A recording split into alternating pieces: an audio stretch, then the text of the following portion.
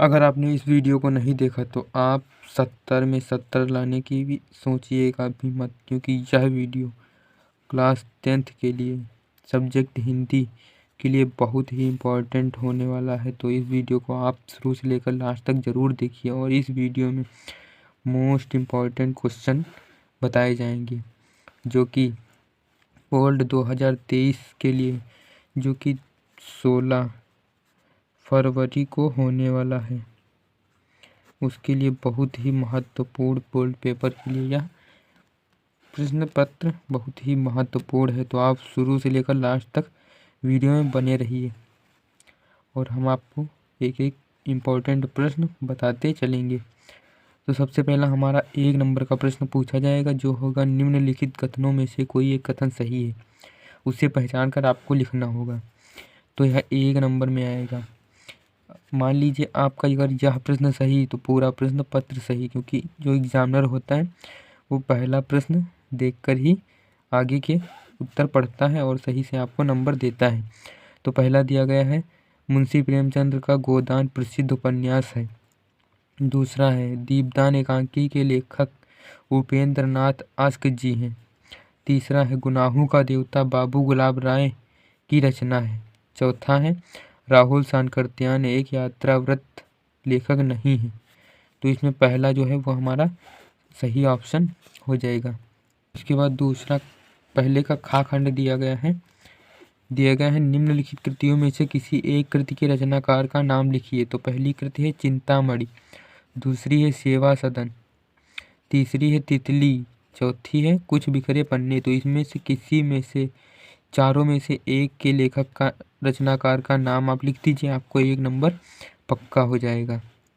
उसके बाद प्रश्न दिया गया है किसी एक एकांकीकार का नाम लिखिए। ये एक एकांकीकार का नाम बताना है, आपका 1 नंबर पक्का। फिर घ नंबर दिया गया है जय पराजय रचना के लेखक का नाम लिखिए। तो जय पराजय रचना के लेखक का नाम लिखने पर आपको 1 नंबर मिल जाएगा। फिर दिया गया है राजश्री कृति के लेखक का नाम लिखिए। तो राजश्री कृति के लेखक का नाम लिखने पर आपको 1 नंबर पक्का कर दिया जाएगा।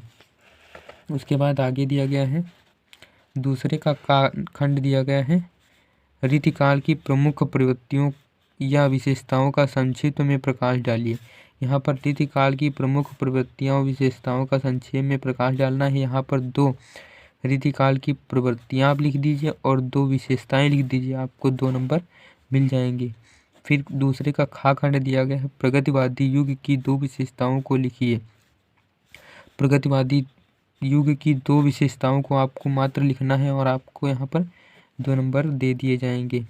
फिर गा खंड दिया गया है छायावाद के किसी एक प्रमुख कवि का नाम लिखिए। एक प्रमुख कवि का नाम लिखने पर आपको 1 नंबर मिल जाएगा। तो आगे इसी क्रम में हम देखते हैं, बहुत ही महत्वपूर्ण प्रश्न है, आप स्टेप बाय स्टेप इनको समझते चलिए। आगे तीसरे का खंड आपको दिया जाएगा निम्नलिखित गद्यांशों में से किसी एक के नीचे दिए गए प्रश्नों के उत्तर लिखिए। निम्नलिखित गद्यांशों में से किसी एक के नीचे दिए गए प्रश्नों के उत्तर लिखना है हमको। तो यह बहुत ही इम्पोर्टेंट गद्यांश है जिसको आप अच्छे से पढ़ लेंगे और इसके नीचे बहुत से प्रश्न होते हैं। लगभग में 5 प्रकार के प्रश्न दिए जाते हैं। यहाँ पर हमने केवल गद्यांश का संदर्भ, रेखांकित अंश की व्याख्या और एक प्रश्न लिया है। आपको 5 प्रश्न दिए जाते हैं, उसमें से 5 प्रश्न आपको अच्छे से देख लेना है। आप जिस नोटबुक का उपयोग कर रहे होंगे उसमें नीचे दिए गए होंगे। यह बहुत ही महत्वपूर्ण, आप इसको एक बार देख लीजिए। कुसंग का ज्वार सबसे भयानक होता है। यह केवल नीति और सद्वृत्ति का ही नाश नहीं करता बल्कि बुद्धि का भी क्षय करता है। किसी युवा पुरुष की संगति यदि बुरी होगी तो वह उसके पैरों में बंधी चक्की के समान होगी, जो उसे दिन प्रतिदिन अवनति के गड्ढे में गिराती जाएगी, और यदि अच्छी होगी तो देने वाली बहू के समान होगी, जो उसे निरंतर उन्नति की ओर उठाती जाएगी। तो बहुत ही इम्पोर्टेंट पैसेज है, आप इसको बहुत ही अच्छे से तैयार कर लीजिएगा। इसके बाद इसके अथवा में इसमें 2 दिए गए हैं जिसमें से आपको 1 करना है। तो इसके अथवा में जो दिया जाएगा वो है आज विज्ञान मनुष्य के हाथों में अद्भुत एवं और अतुल शक्ति दे रहा है। यह भी बहुत ही इम्पोर्टेंट पैसेज है, आप इसको तैयार कर लीजिएगा। इसके नीचे भी 3 प्रश्न मैंने अंकित किए हैं, लेकिन आपकी बुक में बहुत से प्रश्न दिए होंगे, लगभग में 4 या 5 प्रश्न दिए होंगे, जिनको आप अच्छे से तैयार कर लेंगे तो आपके इसमें 6 नंबर पक्के हो जाएंगे। 2 नंबर मिलते हैं संदर्भ, 2 नंबर व्याख्या और 2 नंबर ये जो प्रश्न दिया जाता है उसके दिए जाते हैं। आपको टोटल 6 मार्क्स मिलते हैं, जो कि आप तैयार कर लेंगे तो बहुत ही अच्छे से तैयार हो जाएंगे। इसके बाद अगला प्रश्न देखते हैं। प्रश्न संख्या है 4। निम्नलिखित गद्यांशों में किसी एक की संदर्भ सहित व्याख्या कीजिए। यहाँ पर 2 दिए गए हैं, एक का और एक खा। इसमें दोनों में से आप किसी एक की संदर्भ सहित व्याख्या कर देते हैं तो आपको 6 नंबर मिल जाएंगे। 1 नंबर मिलता है संदर्भ, 4 नंबर व्याख्या और 1 नंबर मिलता है काव्यगत सौंदर्य का। आप संदर्भ सहित इसकी व्याख्या कीजिए। काव्यगत सौंदर्य और व्याख्या अगर आपकी सही है तो आप 6 नंबर पा सकते हैं। इन दोनों प्रश्नों को देख लीजिए या फिर आप नोट कर लीजिए या फिर इनको अच्छे से रट डालिए तो आपको नंबर मिल सकते हैं 6। जीवन परिचय आप लोग देख लीजिए। निम्नलिखित लेखों में किसी एक लेखक का जीवन परिचय दीजिए तथा उसकी एक एक रचना का नाम भी लिखिए। तो हमारे पास मैंने यहाँ पर 4 जीवन परिचय रखा है गद्य खंड से। गद्य खंड से ये 4 जीवन परिचय हैं। 100% मैं गारंटी के साथ कह रहा हूँ, इनके सिवाय और कुछ भी नहीं पूछा जाएगा यूपी बोर्ड में इस बार 2023 में। इनके सिवाय और कुछ भी नहीं पूछा जाएगा। आप इनको इसमें से चाहे चारों रट डालिए, 100% आएंगे तो आएंगे। उसके बाद काव्य खंड से जीवन परिचय देखते हैं। काव्य खंड से प्रश्न संख्या 5 का खा, उसी के वो 5 का का था, ये 5 का खा है। निम्नलिखित कवियों में किसी एक कवि का जीवन परिचय दीजिए तथा उसकी किसी एक रचना का नाम भी लिखिए। उसमें भी गद्य खंड में आपको जीवन परिचय लिखना होता है और उसके बाद उसकी एक रचना का नाम लिखना होता है। तो आपको 3 नंबर उसमें मिल सकते हैं और 3 नंबर इसमें भी मिल सकते हैं। टोटल नंबर जीवन परिचय में 6 मिल सकते हैं। तो यह भी बहुत ही इम्पोर्टेंट जीवन परिचय मैंने यहाँ पर लिखा है। तुलसीदास, महादेवी वर्मा, सुमित्रा नंदन पंत और रसखान, इनको मैं 100% गारंटी के साथ कह सकता हूँ कि इसमें से जीवन परिचय ज़रूर फंसेगा 2023 की यूपी बोर्ड परीक्षा में। 100% गारंटी के साथ मैं कह सकता हूँ। उसके बाद निम्नलिखित का संदर्भ सहित हिंदी में अनुवाद कीजिए। तो इस जो ये संस्कृत में दिया गया है पैसेज, इसको आपको हिंदी में अनुवाद करना है संदर्भ सहित। संदर्भ सहित अनुवाद करने पर 1 नंबर संदर्भ का और 3 नंबर इसके हिंदी अनुवाद के, टोटल नंबर 4 आपको मिल जाएंगे। अथवा इसके अथवा में भी दिया गया है, यदि आप ये ना कर सकें तो ये कर सकते हैं, इसमें भी आपको टोटल 4 नंबर दिए जाएंगे। फिर प्रश्न संख्या 7 का इनको आपको सही से तैयार कर लेना है, बहुत ही इम्पोर्टेंट सब इसमें क्वेश्चंस लिखे गए हैं। फिर प्रश्न संख्या 7 का अपनी पाठ्य पुस्तक से कंठस्थ किया हुआ कोई एक श्लोक लिखना है जो कि इस प्रश्न पत्र में ना आया हो। यदि आप जैसे ये प्रश्न पत्र में आया है, आपने ये लिख दिया तो आपको इस पर कोई नंबर नहीं दिया जाएगा, और यदि आपने इससे हट कर लिखा तो आपको पूरे नंबर 2 नंबर दे दिए जाएंगे। फिर इसमें से बहुत ही इम्पोर्टेंट प्रश्न ये है, आप इनको बहुत ही अच्छे से 4 प्रश्न दिए गए हैं, इनके उत्तर देना है। निम्नलिखित प्रश्नों में किन्हीं 2 प्रश्नों के उत्तर दीजिए संस्कृत में। आपको 2 नंबर ये पक्के करा सकते हैं। पहला प्रश्न है चंद्रशेखर का आसीत, दूसरा है अलक्षेंद्र का आसीत, तीसरा है वाराणसी नगरी कस्य कूले स्थिता और चौथा है भारतीय संस्कृत कीदृशा वर्तते।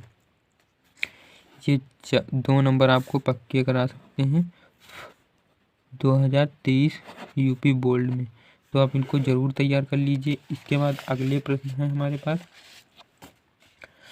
मोस्ट इम्पोर्टेंट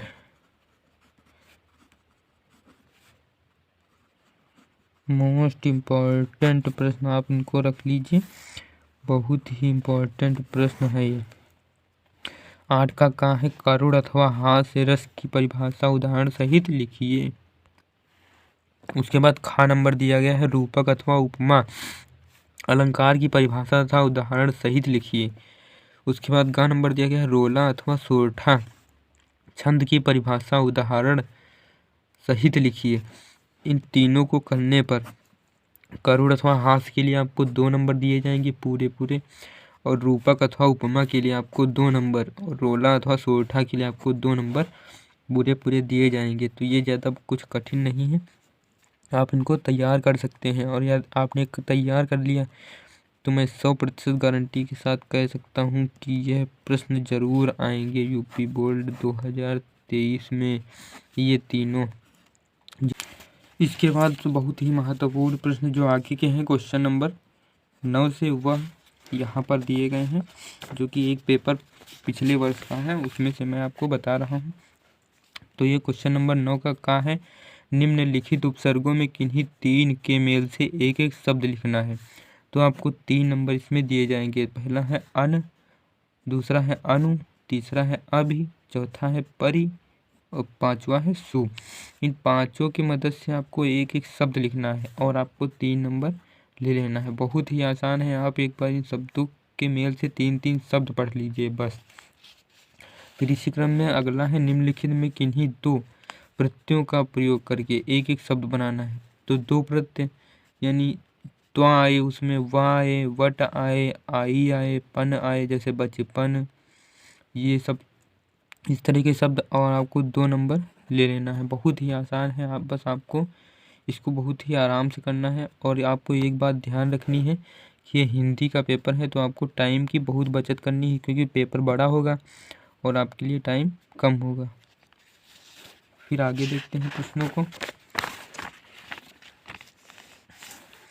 आगे है, निम्नलिखित में किन्हीं 2 के समास विग्रह कीजिए। तो पहला है दोपहर, दूसरा है चौराहा, तीसरा है त्रिकोण, चौथा है देश विदेश, पांचवा है खरा खोटा, छठा है माता पिता। तो आपको समास विग्रह करना है, तो आप बहुत ही आसानी से उनको पढ़कर आप कर सकते हैं।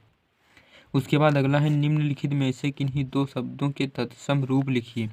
तत्सम और तद्भव रूप आपको बहुत ही अच्छे से तैयार कर लेना है, ये आपको यूपी बोर्ड में देखने को मिल सकते हैं। नंबर 1 है इसमें तत्सम लिखना है, इसमें नंबर 1 है कुआं, दूसरा है छाया, तीसरा है पाहन, चौथा है श्रृंगार, पांचवा है लौंग। इनको तत्सम और तद्भव शब्दों को आपको बहुत ही अच्छे से तैयार कर लेना है। उसके बाद डा नंबर है 9 का, निम्नलिखित में किन्हीं 2 शब्दों के 2-2 पर्यायवाची शब्द लिखना है। पर्यायवाची ज़्यादा कठिन नहीं आएंगे, आपको इन्हीं में से 5 में से कोई मिल जाएगा, आप इनको अच्छे से तैयार कर लीजिए।